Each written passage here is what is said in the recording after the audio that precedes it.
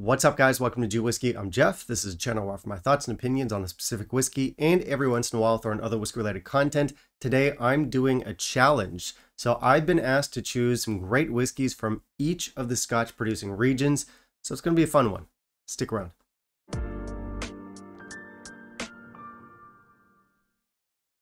Okay, so this challenge has been going around on YouTube recently, and in this one we're going to be picking a top whiskey from each of the Scotch regions. This challenge was sent to me from another reviewer. Some of you might be familiar with First Fill Whiskey. He's got the biggest whiskey review channel in Southern Australia. Now, be warned, his is not an English-speaking channel. I'm not sure what the language is, but if you click subtitles, there will be an English translation down below. He's got great content. Go check him out. Before that, I believe the challenge was started by Jeff Whisky. He also did a great video on this, and I'll link that down below. By the way, if you ever get Jeff from Jeff Whisky and I confused, he's the Jeff that spells his name correctly. Jeff is another guy with a great channel. However, keep in mind that he does have an abusive streak. I feel like I should windmill it. I have called Bottle Protective Services on him multiple times to report the abuse. However, so far that has not led to any arrests because bottles are inanimate objects, and Bottle Protective Services does not exist. Now, for my take on this list, I'm not going to go for the fanciest, most luxurious, most high-level sippers out there. Instead, I'll be looking for great, casual, affordable, everyday sippers. For each of the bottles, I'll be looking for something that kind of encapsulates the style of that region, whatever that means. With regards to regions, I'm not going to be like introducing each region. That's already been done better in other videos. Each of the regions does have its own style with a lot of exceptions.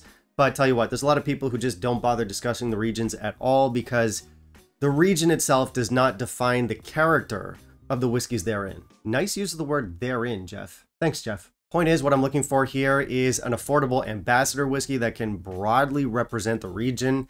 For our regions, we have Highlands, Lowlands, Islands, Isla, Speyside, Papua New Guinea, and Campbelltown.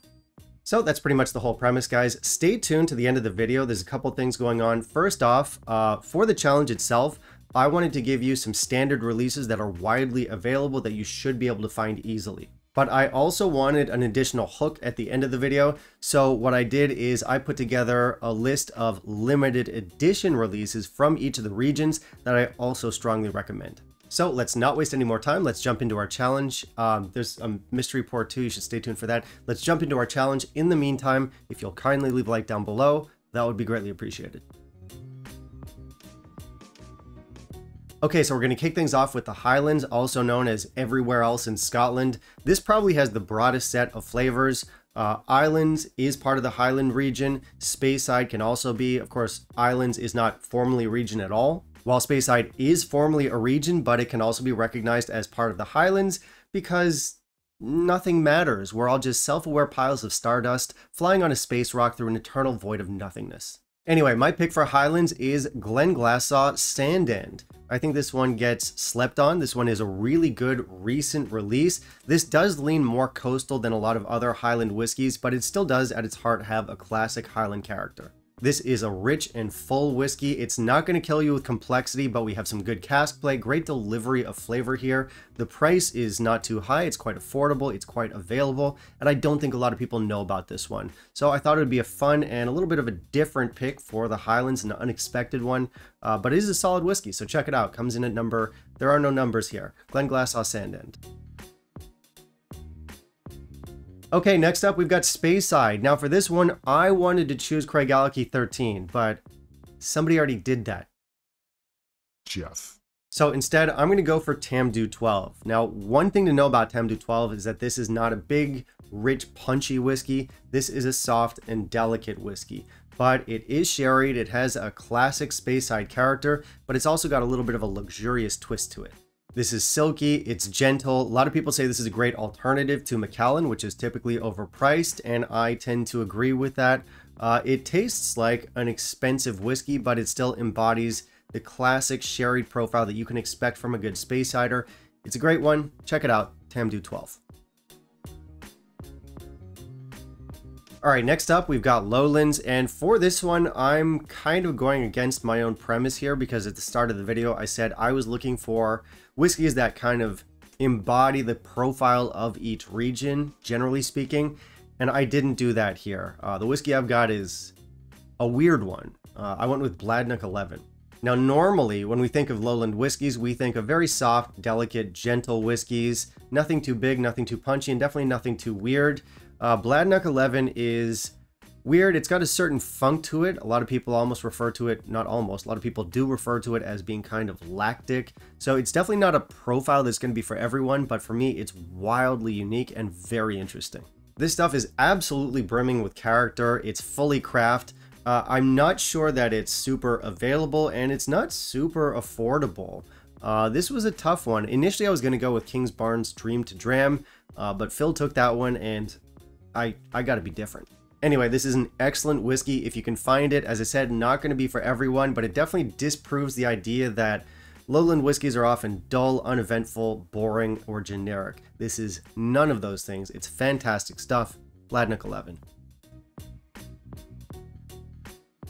Next up, we've got Highlands, and for this one, we're back on track. I chose a whiskey that I think perfectly embodies the Highlands character, and that is Talisker. The one I'm going for here is Talisker Surge. This one is a no age stated mid-range Talisker. Now, I love Talisker, but I feel like Talisker's budget range, their super affordable stuff, can often be quite disappointing, and it's not as good as it used to be. You hate to be that guy, but it's just true. But if you spend a little bit more, if you go up to the mid-range stuff like the Surge here, there's another one that I'll be mentioning later. These are really good whiskeys. This one was matured in first fill bourbon casks. It gets overlooked a lot, and I think a lot of that has to do with the fact that this is formally a travel retail exclusive, but I'm hoping that your market is similar to mine and that you can just go to a regular whiskey shop and pick it up there. Either way, this is a fantastic whiskey. It's a classic Talisker profile, but we do have a bit of a twist here. Personally, I get a lot of like dark berry notes worked in, which I think adds an interesting element. And yeah, I just can't think of any other brand that embodies the Highlands better than Talisker, and this is one of their better expressions. Great one, check it out, Talisker Surge. All right, next up we've got Campbelltown. This one was a bit tricky for a couple reasons. A, there's only 3 distilleries there, and B, my picks have to be different from Jeff and Phil's. I mean, that's not a rule, but it is for me. Still, wasn't that hard because despite being a very small region, they do put out a lot of great stuff, and the whiskey I landed on here was Hazelburn 10. It came down to a choice between Hazelburn 10 and Springbank 10, and I like them both pretty much equally, but I figured Hazelburn might be the better choice just because I think it's going to be easier for you guys to find. This is the unpeated Springbank. It is from the same distillery. It's got a certain silky quality. It's a little bit more tropical. It's a beautiful whiskey. Check it out if you can find it. Hazelburn 10. Next up, for Islay, I wanted to keep it simple here, so I went with Lagavulin 8. This one was my whiskey of the year. At one point, I absolutely love this stuff. Now, it is a straightforward whiskey. It is not particularly complex. It keeps it simple, but we have a great character here. It's fully craft. It's just wonderful stuff. It is classic Islay. It's smoky, it's coastal, it's intense, and personally, I think it's elevated by the fact that it is a Lagavulin, and Lagavulin for me has one of Islay's more refined distillates. So again, beautiful stuff, very straightforward, but it's a fun one. Lagavulin 8. Alright, so that's all the standard suggestions for each region done. However, I did promise you at the end of the video that I'd be giving you special edition releases for each of the regions, so let's jump into those. So let's start things with the Highlands here, and for this one, I'm going to choose Oban Diageo special releases. There are a few to choose from here. I recommend the 2021 12-year-old or the 2022 10-year-old. Last year's 2023 release involved some rum casks. It was good, but it wasn't quite as good, so I would suggest the other two first. Provided the price is still reasonable. If you can find them, definitely check them out. Beautiful whiskeys. For Speyside, I'm going to recommend you check out the Craigellachie 13-year-old Armagnac finish. Now this one, great whiskey, love this stuff. It's got the classic Craigellachie character, so it's still very forward, very punchy, but we had that beautiful twist from the brandy. Really good. Next up, we've got Lowlands. This one was definitely the trickiest one to come up with because I just don't drink a whole lot of Lowlands whiskey, if I'm being honest, and as it happens, I don't know a lot about their special releases.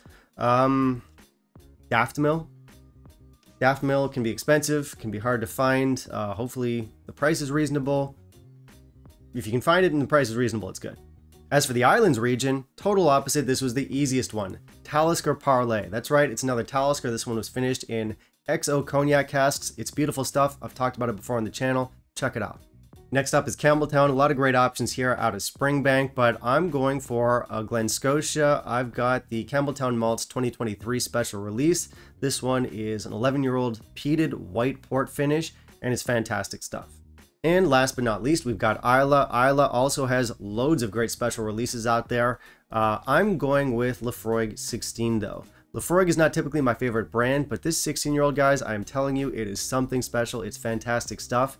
The issue is I'm not sure how available it is. It is still available in the UK on a lot of their websites.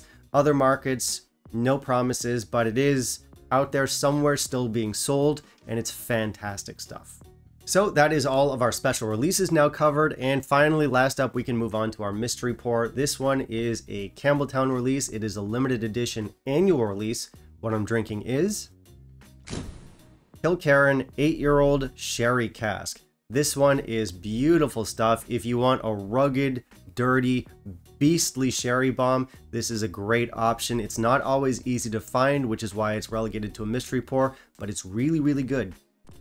By the way, guys, apologies. I totally forgot to forward this challenge onto somebody else. Now, I don't have any visuals here because I did not feel like setting up all my recording equipment and lighting, so here are some pictures of dogs on birds' bodies.